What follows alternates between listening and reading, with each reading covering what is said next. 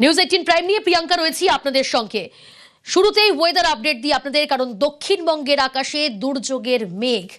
সকাল থেকেই বৃষ্টি হচ্ছে দক্ষিণবঙ্গের বিভিন্ন জেলায় এবং এই বৃষ্টি কিন্তু বাড়বে এমনটাই সম্ভাবনা হাওয়া অফিসের তরফ থেকে। বঙ্গোপসাগরে তৈরি হওয়া গভীর নিম্নচাপ ক্রমশ শক্তিশালী হচ্ছে এবং সেটা উত্তর পশ্চিমে অগ্রসর।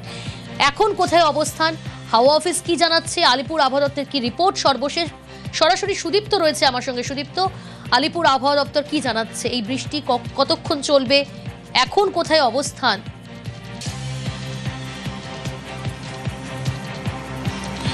দেখো, যে নিম্নচাপ গভীর নিম্নচাপ তৈরি হয়েছে তার জেরেই কিন্তু দক্ষিণবঙ্গে দুর্যোগ বলা চলে। এবং এই মুহূর্তে আমাদের সঙ্গে রয়েছেন আলিপুর আবহাওয়া দপ্তরের আবহাওয়া বিভাগের প্রধান রয়েছেন হাবিবুর রহমান বিশ্বাস। তার সঙ্গে কথা বলবো। কিরকম পরিস্থিতি, নিম্নচাপের এখন অবস্থান কোথায়? হ্যাঁ, এখন আমাদের গভীর নিম্নচাপ কলকাতার কাছাকাছি এলাকাতেই রয়েছে। কলকাতা থেকে আমাদের 20 কিলোমিটার দূরে এর কেন্দ্রবিন্দু অবস্থান করছে। তার মানে আমাদের পশ্চিমবঙ্গের উপকূল অঞ্চলেই এটা রয়েছে। আর এটি আগামী 24 ঘন্টায় আমাদের পশ্চিমবঙ্গের উপর দিয়ে উত্তর পশ্চিম দিকে বা পশ্চিম উত্তর পশ্চিম দিকে আমাদের এটা সরে যাবে ধীরে ধীরে এবং ঝাড়খণ্ডের দিকে যাবে।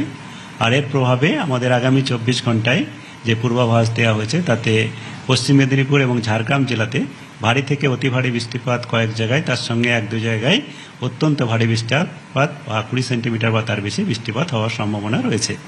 তাছাড়া পার্শ্ববর্তী জেলা যেমন পূর্ব মেদিনীপুর, বাঁকুড়া, পুরুলিয়া এবং আমাদের দক্ষিণ 24 পরগনা জেলাতেও ভারী থেকে অতি ভারী বৃষ্টিপাত 1-2 জায়গায় করে হওয়ার সম্ভাবনা থাকছে।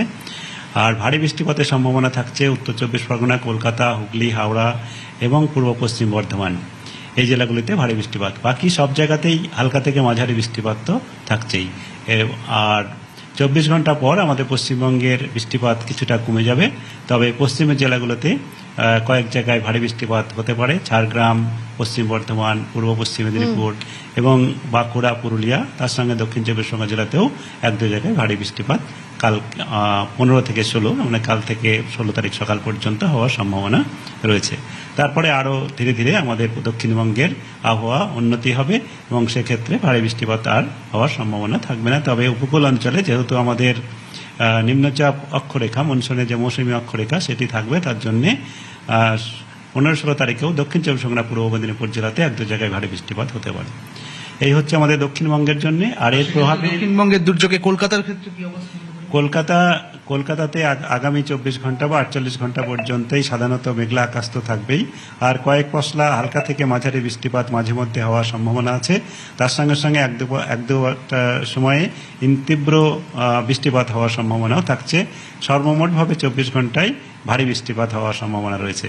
আর আরেকটা যেটা আমাদের বড় সতর্কতা হচ্ছে, সেটা হচ্ছে আগে থেকেই বলা হয়েছে যে আমাদের মৎস্যজীবীদের সমুদ্রে যেতে মানা করা হয়েছে 15 তারিখ পর্যন্ত মৎস্যজীবীদের।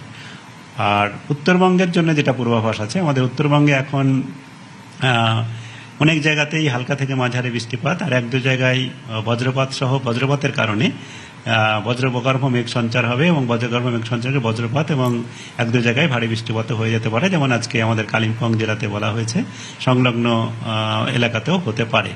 আর তার সঙ্গে সঙ্গে আগামী 2-3 দিনে একই রকম থাকবে। 3 দিন পরে আবার উত্তরবঙ্গে সামান্য বৃষ্টিপাত বাড়তে পারে। সেটা হচ্ছে আপনার 16-17 দিকে হয়তো উত্তরবঙ্গে ভারী থেকে অতি ভারী বৃষ্টিপাত 1-2 জায়গায় হতে পারে। এই হচ্ছে এখনকার আমাদের সর্বমোট পূর্বাভাস।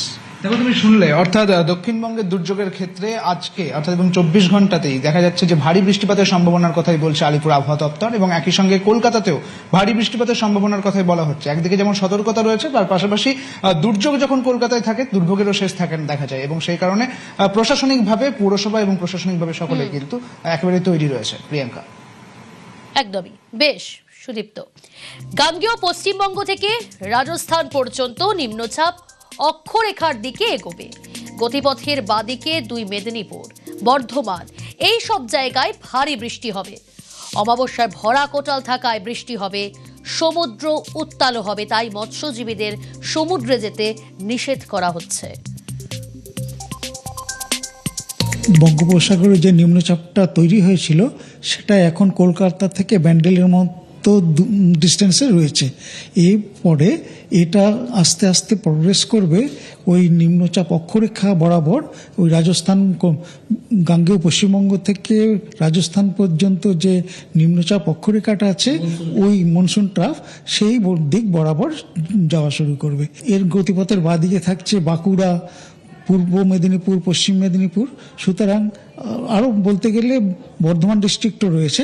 সুতরাং এই সমস্ত জায়গাতে বৃষ্টিপাতের পরিমাণ আগামীকাল পর্যন্ত যথেষ্ট ভালো বা মানে হেভি রেইন বলতে আমরা যা বুঝি সেটা হওয়ার সম্ভাবনা। যেহেতু এটা অমাবস্যার ভরা কোটালের কাছাকাছি রয়েছে, সুতরাং বৃষ্টিপাত যেমন হবে তেমনি সমুদ্রে উত্তাল হয় যে ব্যাপারটা বাতাসে